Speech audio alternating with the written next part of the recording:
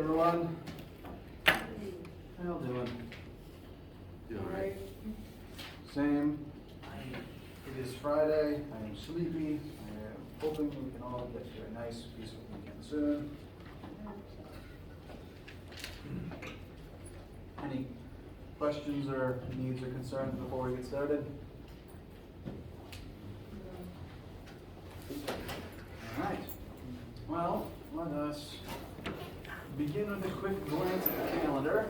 Some things I'd like to update you guys on. Let me just find my cursor. Today is Friday, February the 18th. Our Chapter 3 homework and quiz are currently due this coming Monday at the 21st at midnight, so if you're working on those over the weekend, let me know what questions you have. Today we're going to look at least one more collision example together, talk a little bit about how elastic versus inelastic makes things different. And we also are going to start talking about the universal law of gravitation because it's going to become relevant next week. Speaking of next week, I actually want to talk about our lab structure for the next couple of weeks. We've been going pretty solid at a lab a week for at least 5 labs. 5 labs are in. I'm still working on grading them. I'm going to try to have my backlog done soon. Next week, the 21st through the 25th, there will be a lab, but I'm not going to make it an in-person lab because the next lab in the order happens to basically be a review assignment. Because we are coming up on test 1 in a little over 2 weeks. We're coming up on test 1. And so this next lab will serve partially as review and partially as a way to get some practice in for the new stuff next week about rotational motion. Ties very directly into the motion stuff we've already been talking about. So next week's lab will kind of serve as review of the old stuff and showing how the new stuff relates back to it. And I'm basically just going to post it as a document that you can work on in your own time. I'm probably going to try to post it onto Brightspace today, and you have all next week to work on it. I do encourage you to work with classmates if you want to, and it'll be due by Monday the 28th. So you don't have to actually come to lab time next week. You can have that time slot off to work on the assignment if you want to, but also to start studying because test 1 is coming up. Specifically, we're going to have test 1 during the week of the 7th through the 11th. Although I guess really the test will be the 7th through the 9th because we're going to do it in lab time. So you'll come whenever you would have lab that week, you'll come to this room and you'll take the test then and you'll have as much time as you need. And if we need to change the day, we can. Like if Absolutely. we want to go ahead and take it Monday and send my lab on Wednesday evening. Of course. Yeah, we've got a lot of space. I'll just have all the documents printed and I'll be at the front of the room answering questions the entire time. And so lab that week, the 7th through the 11th, there won't be a lab and test. It will just be the test. So you don't also have to do a lab in addition. The week in between February 28th through the 4th, we just won't have lab that week. For one reason, assessment day is Tuesday, and if there's something going on campus, I tend to just not like things to overlap. So no lab the 28th through the 4th, partially because of assessment day, and partially to free people up to start studying. Because during this week, I will be posting review materials for the first test. I always put up a list of the topics that will be represented, and I put up practice questions for people to do on their own time if they want to use them to study. And no lab that week frees up time for that, and then the test will start the next week. But it'll start during lab, so if you take it on Monday, you can bring questions to class before that happens. So, brief review of the next 3 weeks. Next week's lab is a take-home assignment, and we'll be doing chapter 4 during class. It'll be about rotation. The week after that, there will be simply no lab. Use that time to study. The week after that is the week of our first test. after the first test is done, March 11th, midterm grades will go out, and that will have your first test grade factored into them, so you'll know how you're doing in class. And then after that, we'll be moving into phase 2 of the course itself, and that is where we start moving into more, I call them sometimes the more esoteric topics, the higher concept stuff involving heat and electricity and magnetism. So it'll kind of serve as a turning point once we're done with test 1. How do we feel? Any questions about any of this news?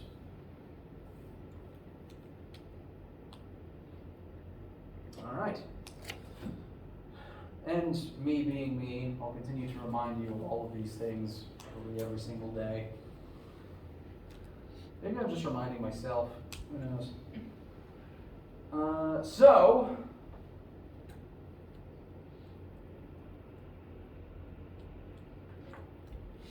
if there's no questions about momentum and such before we resume, let us continue our study of collisions.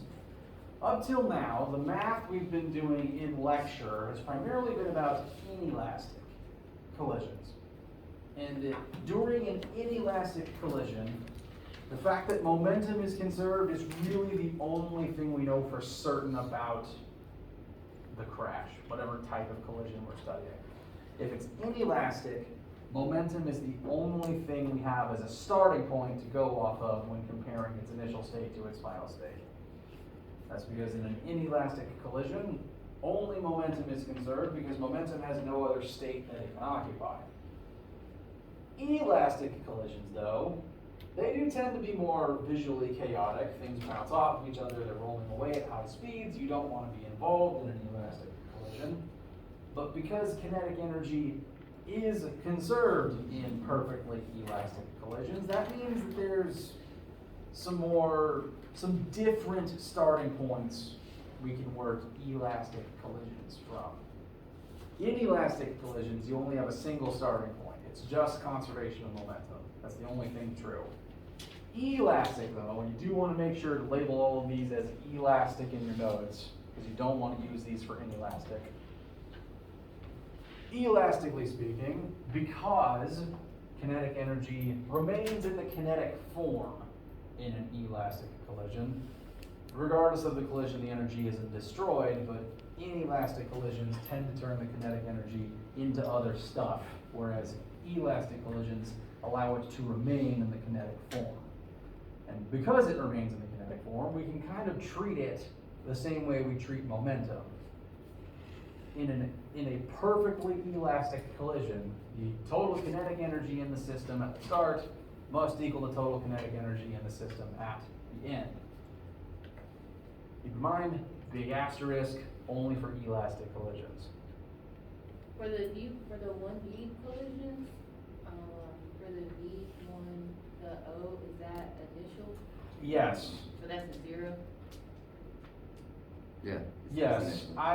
If I'm writing it by hand, I tend to use I's for initial, but a lot of the official publications use, it is technically a 0.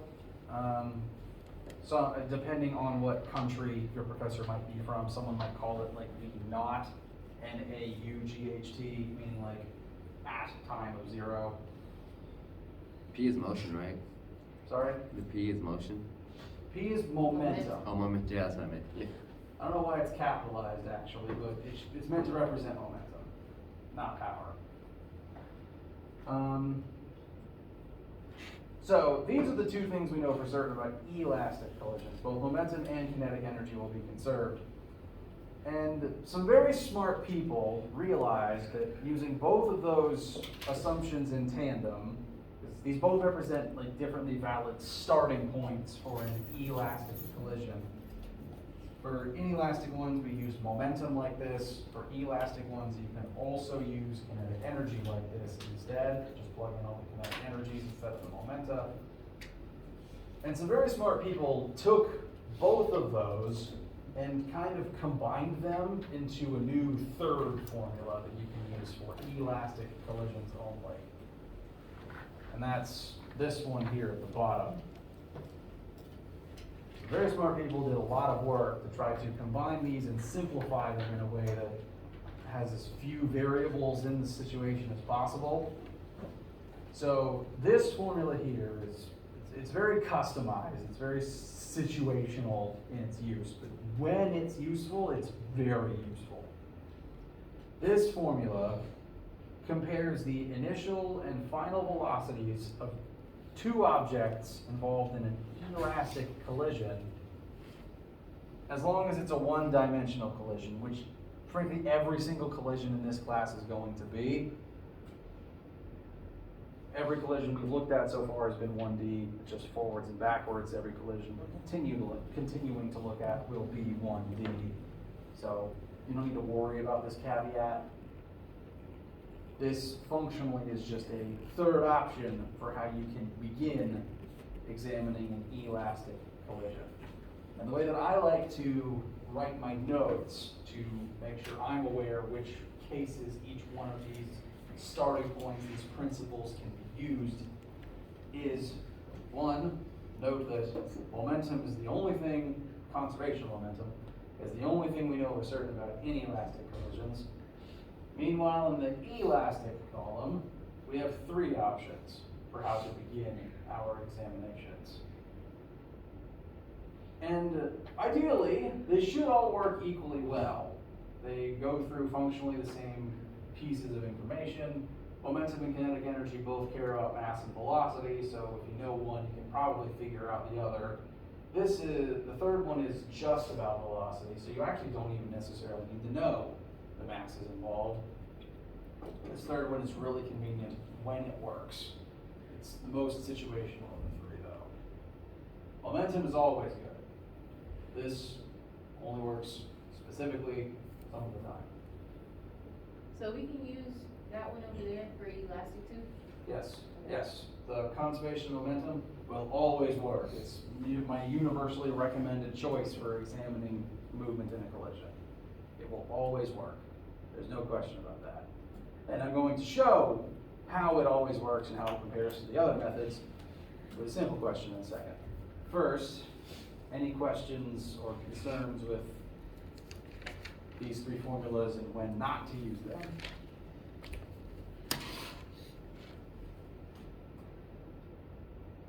Okay.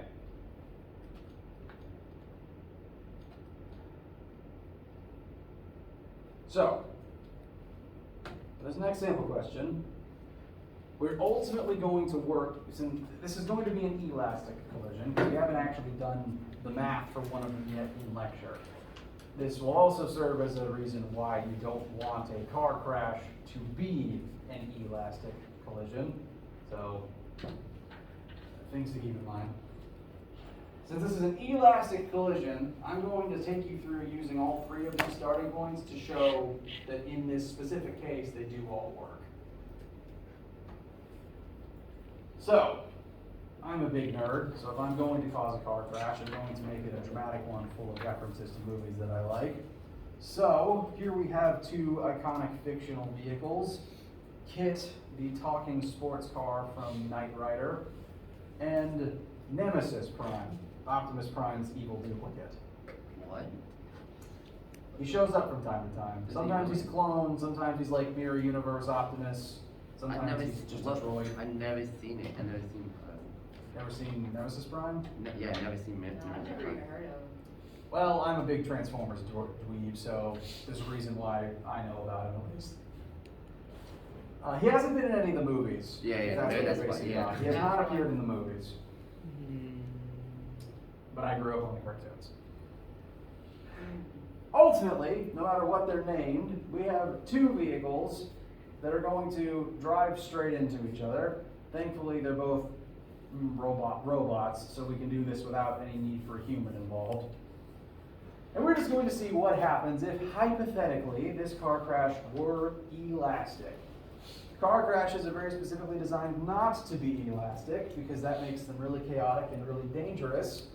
Let's just see what happens. Let's see why we don't want this to be the case. So, our before state, before these two things collide,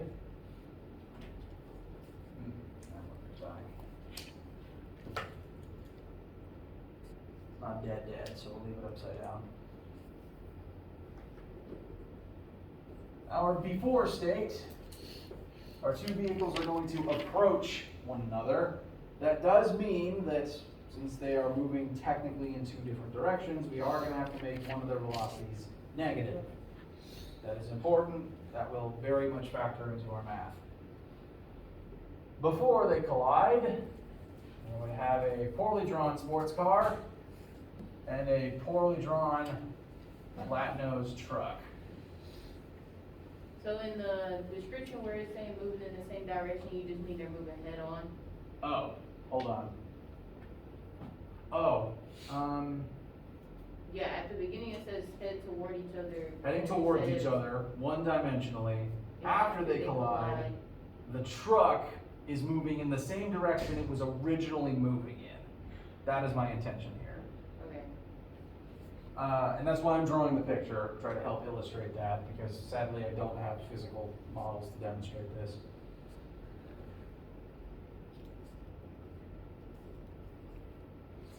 They're moving towards each other. They'll have to make one of their velocities negative for that reason.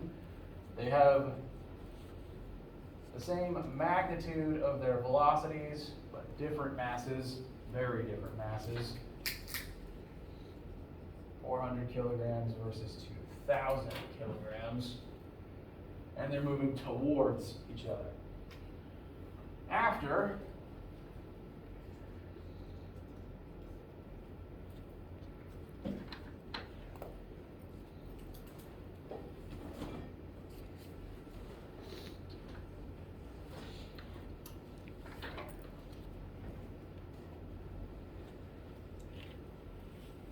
the crash, my intention with how I worded this is that Nemesis's speed is going to drop from 45 to 15 in the same direction. Nemesis was moving, the way I've drawn this, leftwards. Afterwards, he'll still be moving leftwards. He has slowed down, but he has not been stopped, nor has he been turned around. And officially, numerically, we don't know for certain what is going to happen to the sports car in terms of what direction it'll be moving in or how fast it will be moving in. But based on your own knowledge of how the universe works and the math we have done so far, what direction do you think the sports car is going to get knocked in if this is an elastic collision? Back. Destroying. And compared to its initial velocity, how fast do you think it's going to be moving? Faster or Faster. Faster. This is the world's worst case of pinball for a poor Knight Rider. So let's prove that mathematically now. Question? Never mind. Okay. Do chime up if something is confusing. I do want your questions. Okay. So, since we're treating this to see what happens if it were an elastic collision, all three of those starting points I mentioned earlier do work, but because momentum is definitely the best way to examine things, I'm going to start with momentum, and I will use our answers to prove the other methods do work retroactively. So, all collisions, momentum initial equals momentum final. We have, I realize I still have like star and wood written up here. Let's call these momentum kit and momentum nemesis. So, if we consider right to be positive, as we tended to do, then kit's initial momentum is going to be its mass of 400 times starting velocity of 45 meters per second. Nemesis has a mass of 2,000 kilograms, and its momentum points in the opposite direction, but it's also 45. Opposite direction does matter. Velocity is a vector, momentum is a vector. So that negative, very important. Afterwards, we don't know kit's final velocity yet. So I'm just leaving mass times velocity kit final. Nemesis, though, we have its unchanged mass and its new final velocity of 15 meters per second, still in the same direction, so it is in the same direction it was originally moving. That original direction was negative, so that 15 also needs to be negative.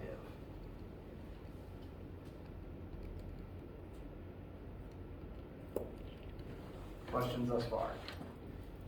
Would the momentum between the two be conserved? Yes. So Yes, it will. you can figure out Kit's new momentum by subtracting Nemesis's momentum. Correct. That's functional. That's basically what we're about to do. Okay. We're gonna I see what you're add. saying. We're gonna add their initials together to get what the system total is. And then, since mass doesn't change, you can find the velocity. Okay. Exactly. Very good observation. For this, we're plugging in for Kit, we're plugging in 400, but I thought that was the momentum. I'm confused with why we plugged in mass for it. Oh. Momentum equals mass times velocity. Oh, okay. So each of these momenta I have plugged in momentum equals mass times velocity. So now I've got each of the corresponding Their mass vehicle times velocities velocity. times each of the masses times the corresponding velocity at the interval of time that side of the equal sign cares about. Yeah, I skipped a brief step, I apologize. I can write in momentum equals mass times velocity, so the next step would be mass Kit times velocity Kit initial plus mass Nemesis times velocity Nemesis initial equals mass Kit times velocity Kit final plus mass Kit times velocity. Oh, sorry, not Kit. Second one is Nemesis. The names I gave them, it's made this more confusing than I was intending. I put truck and car. That's valid. In elastic collisions, is momentum still conserved? Yes, it is. So this method would work even if this was an inelastic collision. And so like an inelastic collision is where the other thing doesn't move? Not necessarily. Typically in an inelastic collision, the objects will stick together. So if this was a realistic inelastic car crash, I might be able to pull up an episode of Mythbusters. What would likely happen is the two vehicles would stick together and probably slowly drift this way. But they would crash and remain, their bumpers would lock together as they got stuck and their crumple zones collapsed. What we're probably going to find here is Kit's final velocity is going to be more than 15, so it's going to spring away at high speed, like a turbo bouncing ball. Whereas inelastically, slam, slowly drift together as one. Okay, so 15 isn't the momentum of Nemesis, it's the velocity. Yes, that's Nemesis. Oh, okay. Nemesis is So you'd his have to- final velocity. So you'd have to find the momentum for him first. Yes, that's Okay. what this term is. This is Okay. Nemesis's final momentum. Okay, yeah, I see what you're saying. I got you.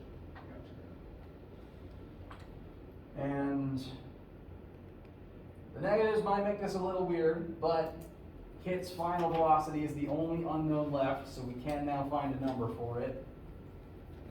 There's going to be some large numbers at play here. That's what happens when you have heavy things going fast.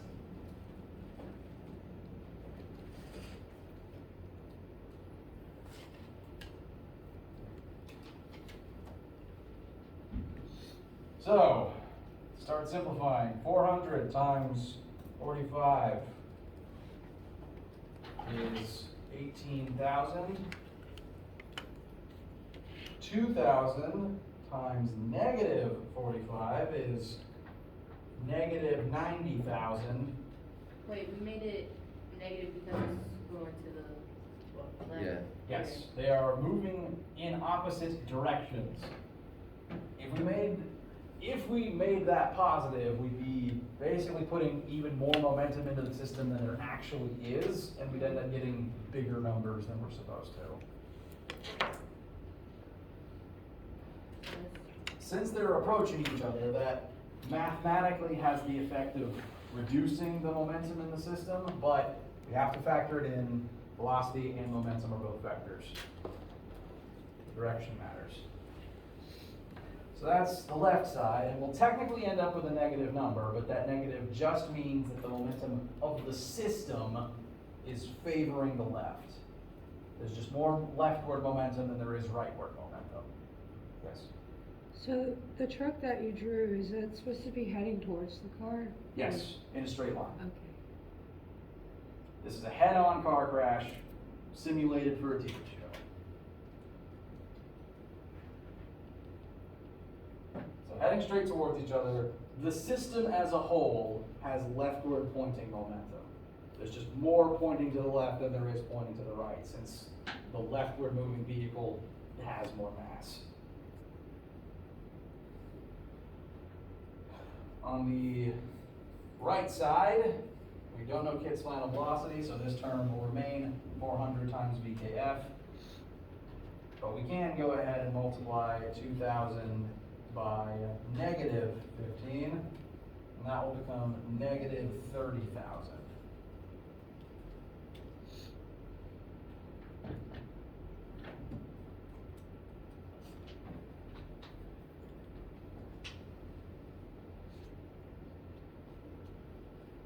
Questions or issues getting to this point so far? So we should automatically assume if something is going, like, let's say we don't have an example just like this, like it's not necessarily head on, but if it is going to the left, we should automatically assume that it's going to be negative. Typically, that's usually good policy. If everything points to the left, then you could just decide left is positive for this particular case, because you, the user, always gets to decide what the coordinate system is. You can decide which direction is positive, but whatever you pick, you gotta stick with it. And if something happens to point opposite what you have declared to be positive, you have to make it negative. We'll get ultimately the same answer if we just arbitrarily decided left was positive. We just get a different sign on our answer. Now, I do so many of these that to keep things consistent and to keep my own sanity, I stick with the classic one, and pretty fervently. And in this case, that does make really all of the totals negative, but it's just direction, it's just leftwards. So, to get VKF by itself, we're gonna need to add 30,000 to both sides. So 18,000 minus 90,000 plus 30,000 will turn our left side total after we bring this term over into negative 42,000, and that will equal 400 times VKF. So one more active division will tell us our final answer.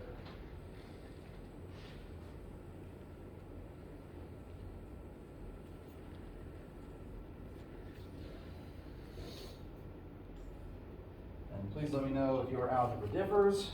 I have ended up with negative 105 meters per second for the sports car.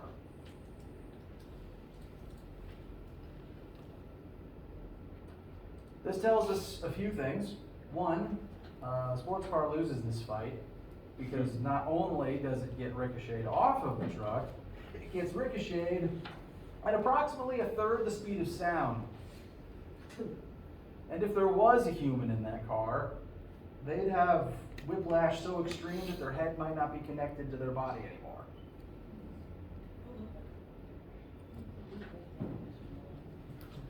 Now again, keep in mind, the negative means the sports car is going to rocket that way, and it's rocketing away way faster than the truck is now moving in the same direction.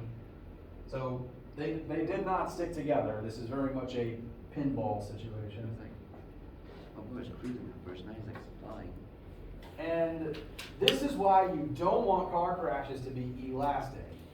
If for no other reason than if this wasn't a movie, if this was a normal vehicle and it sprung off like that, now it's being thrown backwards into Lord knows what amount of traffic.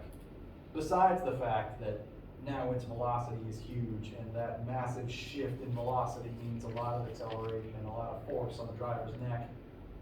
Wear your seatbelts and keep your bumpers attached to your cars. So, conservation of momentum found us the answer we wanted.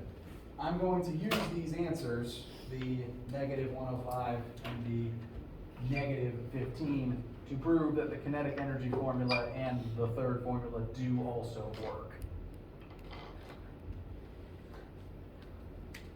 So if we instead took the kinetic energy route and looked at the kinetic energy of all these vehicles here, You said the formula that we just used was conservative? conservation of momentum. Conservation of momentum. We're going to show how conservation of kinetic energy does work for the elastic version. This doesn't work for inelastic, but since this is inelastic, we should find these numbers do make things work out. If we were to look at this in terms of kinetic energy, we want to find the kinetic energy of both vehicles before and after the crash. Yes? Why wouldn't the conservation of kinetic energy work for an inelastic?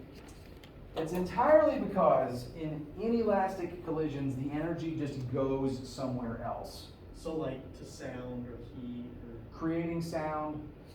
The primary place that it would go in the case of a car crash, well, a lot of it would be sound, a lot of it would be heat.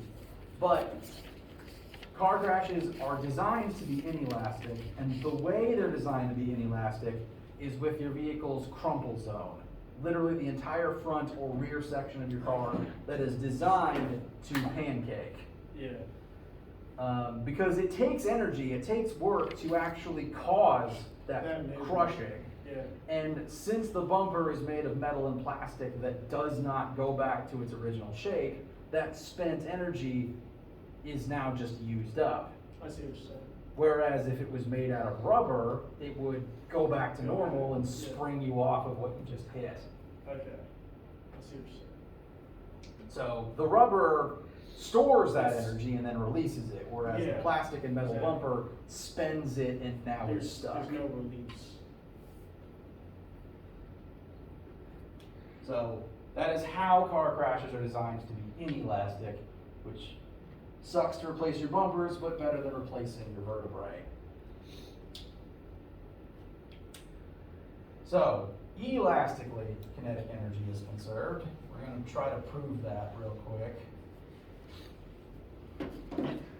by finding the kinetic energy of both vehicles before and after this crash. We're pretty much doing the same thing like the first one, right? Yep, just using the kinetic energy formula instead.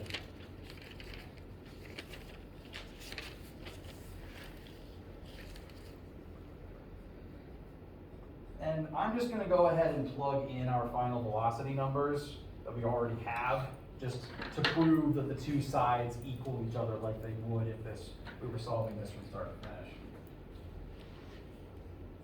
An important thing to note is velocity is a vector and its direction is important, but energy isn't.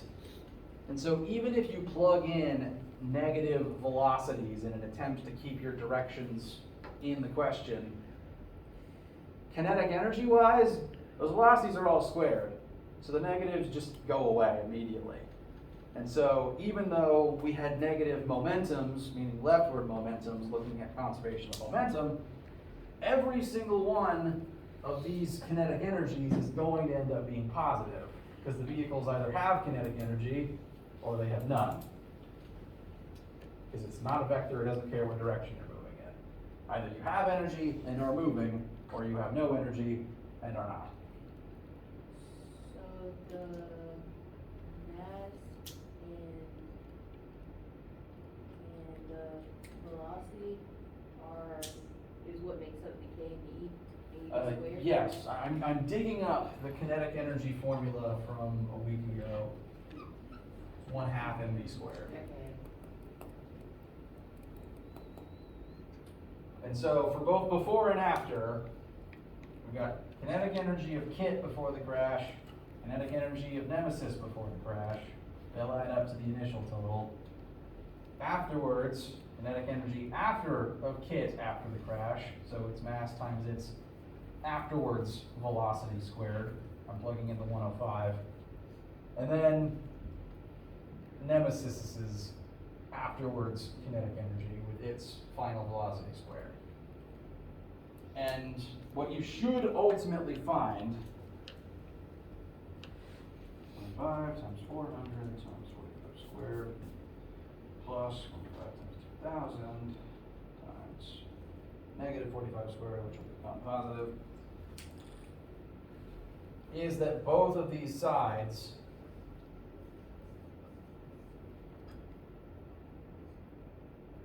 should come out to be 2,043,000 joules.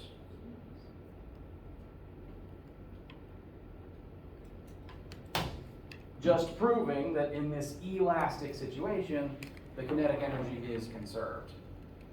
This does not happen inelastically, again, because the squash bumpers go back to normal and release all that energy again. But elastically, it does work. And because it works, Formula 3 would also work. V1 initial minus V2 initial equals V2 initial minus V1 initial. Sorry, V2 final minus V1 final. I apologize. Do you have any other colored markers? I just brought in new ones. I feel like I'm losing my mind. Got a red one under your computer. Oh, hello. Thank you. No problem. I don't know why, but I like doing different parts and different colored ink. It's more organized. Yeah, I'm a visual person.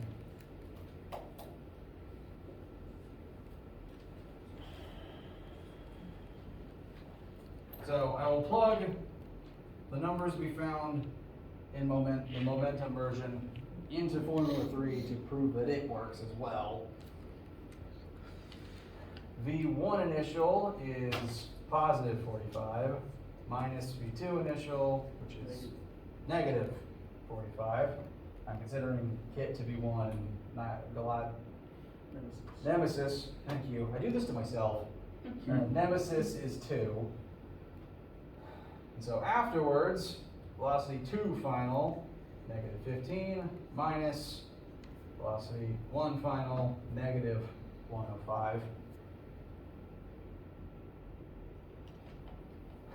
So this ends up being 45 plus 45 equals negative 15 plus positive 105. Which equals 90. Both sides are 90. So this formula works too.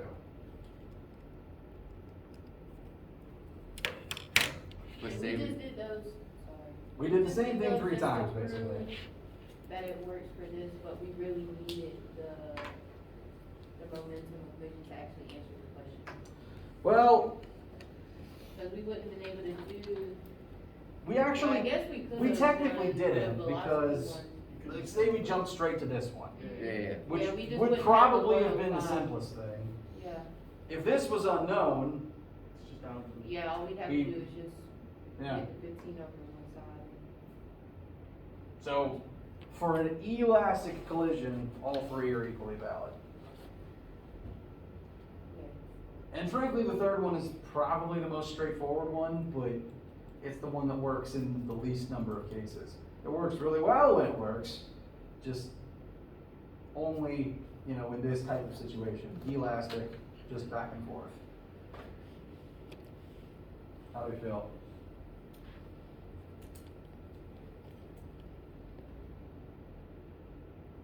All right. We are nearing the end of class. I don't want to hold you up needlessly on a Friday, but I do want to at least show you something from next week to go ahead and get it percolating in the brains. This is still officially chapter 3 material, but it's chapter 3 material that will continue into chapter 4. We've talked about gravity, and we know that on Earth's surface, acceleration due to gravity is negative 9.8 meters per second squared. That number times mass tells you the force of gravity from Earth on that object. But this is highly specialized gravity. This is very specifically the force of gravity Earth exerts on objects on Earth's surface and the acceleration that ends up creating. This is not the only form of gravity in the entire universe. We know, well, I guess technically physicists don't know anything, but we're pretty confident that the Earth exerts gravity on the moon, and that moon is not on Earth's surface. That gravity between the Earth and the moon keeps the moon orbiting the Earth, and then in turn, the gravity the moon exerts back on the Earth manipulates our tides, which is very important. Subsequently, the sun exerts gravity on the Earth, and that's what keeps the Earth in orbit around the sun. So gravity exists in other places in the universe. Gravity does exist in space. Leaving Earth's atmosphere does not make you weightless. What makes you weightless is being nowhere near any other object.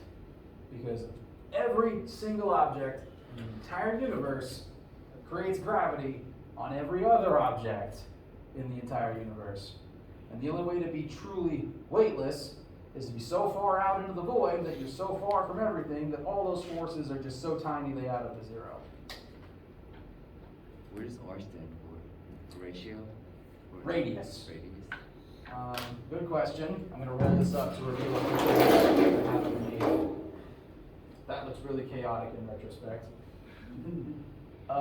Yes. So this formula is called the universal law of gravitation, and it can be used to calculate the gravity between literally any two things, be they, you and the closest star after the sun, Andromeda, or these two markers in my hands. You don't feel it, but there is a force of gravity between them, technically speaking. And the terms in this formula that you can use to find the force between, again, literally any two things are big G times massive object 1 times massive object 2 divided by the radius between the two objects squared. Big G is a constant, and I've kind of covered it up, I apologize. Big G is a universal constant. It's a free number that you automatically know and will be on your formula sheet. You don't have to memorize it. I only know it because I use it so much, and even then, I never remember its unit because I never have to write it down. So this number is a freebie. Whenever there's a big G in a formula, it's automatically this. It's already on your formula sheet. Note that this is big G, whereas little g is Earth's negative 9.8. So should we go ahead and take note of that because it's going to be on the quiz and homework for Monday, or? Yes, there will be homework questions that utilize this, so it'd be good if it was in your notes. It should also be on the formula sheet. It really should be. If it's not, I'm going to be mad at myself. I was just looking at the homework, and there's one question on it that I kind of had a question on. Can I read it to you real quick? Sure. It says, 2,070 kilogram space station orbits Earth at an altitude of 535 kilometers. Mm-hmm. Find the magnitude of force with which the space station attracts Earth. The Mhm. mass and mean radius of the Earth are 5.98 times 10 to the 24th kilograms and 6,370 kilometers, respectively. But I know you use that formula now. Mm-hmm. Well, my other question is the altitude of the space station just an arbitrary number? It is not an arbitrary number. Let us explain what radius represents in this formula. It's called radius as opposed to like just distance between two objects because it's meant to represent like, if this is Earth, the Earth is creating a gravitational field outwards in all directions, and the radius is basically your distance from the center of that field to whatever edge of that field you happen to be on. So like where the space station is. Yep. And so this is going to be a poorly drawn satellite. So you would have to add the radius and the altitude of the space station together. Yes. So in the case of that question that you are asking about, what this formula wants in terms of radius is the distance between the centers of mass of the two objects. Okay. Now for most objects, like, two markers, the distance between how far apart they are versus how far apart their centers of mass are is minuscule. But Earth's real big. Yeah. So you would need to very intentionally add up Okay. altitude and Earth radius to find the R that actually goes in there. That makes sense.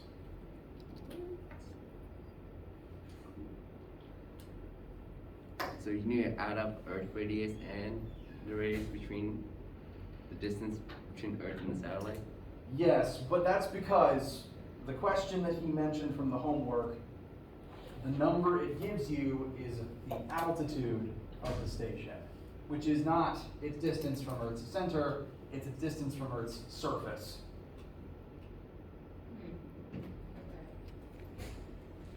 Okay. What is, by the distance, where it's 2.6 times 10 to the 11, what's the NS squared over kg? Is that all together? Yeah, this is the unit for big G. And I never memorized it because you never really need it. You just really want to plug this number into the formula. Okay. But this number will be on your formula sheet. This unit will be attached to it. This is only its unit to make the formula work. Like this unit working with everything else here, everything just happens to cancel out the right way to create the end result that you want. And just some things to note. The mass of both objects is important.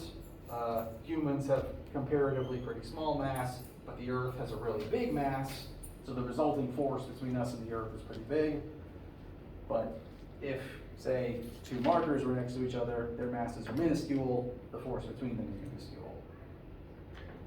Radius is also important, but note that it's on the bottom and it is squared. So the further apart two things are, the weaker the force is, which is why you will never detect the gravity from Pluto affecting you. This was too far away. And you said the big G stands for? That number, G. This one number always. Okay. So anytime you use this formula, this just automatically goes in for big G. You never have, it'll always be this. You never have to And think little about G it. is the force of gravity, which is the negative 9.8. Say that again, sorry. Little G? Little g is the acceleration of gravity on Earth's surface. Okay. And some very smart people found this number using this.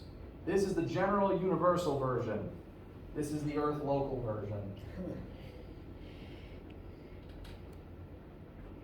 We will continue with this on Monday and talking about how it goes on to affect rotational motion. Any questions before we break for the weekend? All right. Have a wonderful day.